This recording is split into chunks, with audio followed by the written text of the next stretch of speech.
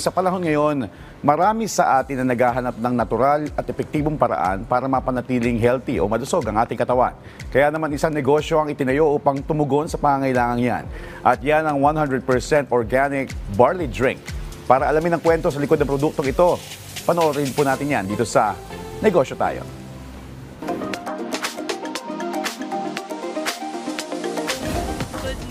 Miss Beverly aka Raketera Queen. Imagine, kinder pa lang at the age of 5 ay nagnenegosyo na. Kwentuhan mo nga kami, ano ba mga una mong negosyo? So, nung kinder 2 po ako, ang ninenegosyo ko po yung mga kaklasiko. Jelly Ace ang tinda ko. Grade school po, mga ipit. Kasama na po yung teacher nun.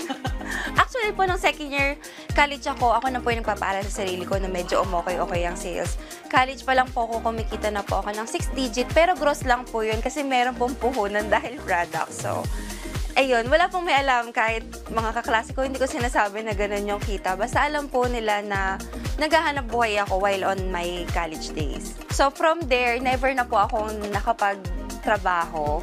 Yun na po talaga yung niraket ko. What made you decide to enter barley or to enter the business selling barley products? So from there po kasi, yung pinaka parang professional na atake na talaga sa online. Ever since online talaga ako. From there po, I started selling contact lenses. And then, nag-try din po ako ng distributorship ng other. Ang dami mo talaga. Sobra. Nahihirapan ako when it comes sa competition kapag madaming mga brands na hinahawakan ko. Regardless kung mataas or mababa yung presyo mo, talagang ang magiging problem dyan is yung pinaka-price war. So ako, sabi ko, kailangan may own brand ako eh. And naniniwala talaga ako dun sa product. Ang dami na kasi mga barley out there in the market. So what sets you apart from the others? Hindi lasang damo, unlike traditional na brands sa market, ang amin po ay pa-juice lang. Pwedeng-pwede sa mga kids. And hindi lang siya pwede sa kids. Naghahanap talaga sila, na-enjoy talaga nila. Pwede yan sa mga breastfeeding at saka po sa mga buntis. And ang lasa niyan, lasang lemon and cucumber lang. And the best part dyan, hindi lang po yan barley.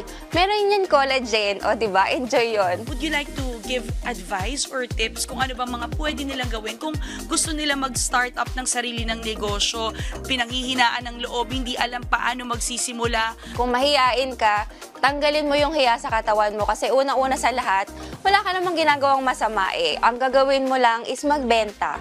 Guys, alam nyo ba, sa cellphone na yan na araw-araw mong ginagamit, kikita ka talaga eh. So, affiliate, pwede kang magbenta, pwede kang mag-live, pwede kang sumayaw, magkakaroon ka ng additional na kita talaga, source of income. So, kung ikaw ay individual na naghahanap ng source of income, ang dami sa online, maghanap ka lang. Importante na we just keep on hustling. Lalo na if you're very honest, you have a decent job. Sabi nga nila, you hustle with honesty. Yun ang importante. Huwag mong isipin na mahirap magtinda. Ang isipin mo, mahirap ang walang kita. Yan po ang ipinakita sa atin ng business owner na si Miss Beverly Estrada.